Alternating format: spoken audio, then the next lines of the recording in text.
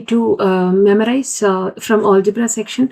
So these formulas, x cube minus y cube is equal to x minus y into x square plus x y plus y square, and the same with plus, you have to memorize it. So remember that if there is a minus here, you will have a minus here also, and then all the rest will be plus.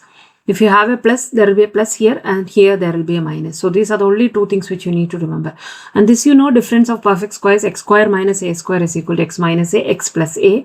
This will be helpful in many questions where you don't need to factorize. Even this, if you get this side, you will be able to write that it is a difference of perfect square. So please remember that whenever you see this pattern, you should be able to do this. Then comes the binomial theorem. So why I put this here is the binomial theorem is there in the formula book where you will be able to figure it out.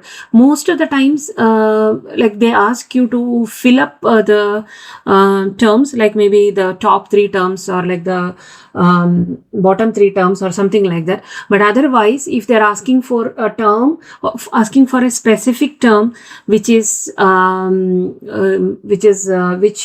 have the x value, or which say that find the coefficient of x to the power of 5 or something like that. If they're asking for a specific term, what you should do is you should work with this particular term. Okay, this is the rth term.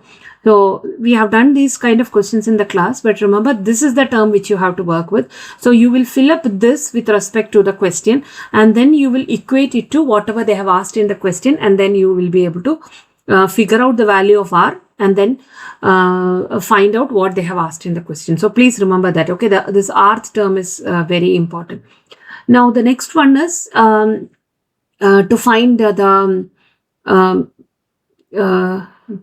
perfect square. Okay, find the perfect square. What you will do is you will take the middle term, which is b, divide it by 2, and then square it. Okay, square it and then add it and subtract it. So when it happens like this, what you will get it, like for example, if it is x square plus bx plus c, remember there is no a here. Okay, if there is some value before x square, you have to divide it before you apply this formula. Okay, so either you can, what you can do is like you can just directly work with the ax square plus bx plus c and complete the perfect square by adding and subtracting and then simplify it, or you can directly work with this formula. So if you are going to work with this formula, what you will have, you shouldn't have is something with a. So instead of a, you will divide it by a, so then that fraction will be the b, and then you can directly apply this formula and work on it. If you haven't learned this formula now, and don't confuse yourself by trying to learn this, but if you know this formula and if you have worked on it, then please remember to work on this. Otherwise, you go with, if you don't know, you go with the normal formula which you already know. And you should be familiar with all of these. Even now, when I ask some people, they're not very sure about this. So these are the keywords which you should look for in question. Like 2 equal real roots. Okay, they ask you a question. 2 equal real roots can also be said as 1 root. Okay, because both are the same. So if that is the case, b square minus 4ac is equal to 0. Real roots. Okay, there are 2 things. Here you have real roots. Here also you have real roots. Okay, so for real roots, the condition is this: roots are real if b square minus 4ac is greater than or equal to 0. Okay, but here they are split it in 2 ways. Like one, if it is greater than 0, it is 2 different real roots, and if it is equal to 0, it is 2 equal real roots. Okay, this is something which you need to memorize, because there will be definitely questions on this topic. Okay, then the last one, they are given 2 roots, like r1 and r2 are the root of the equation.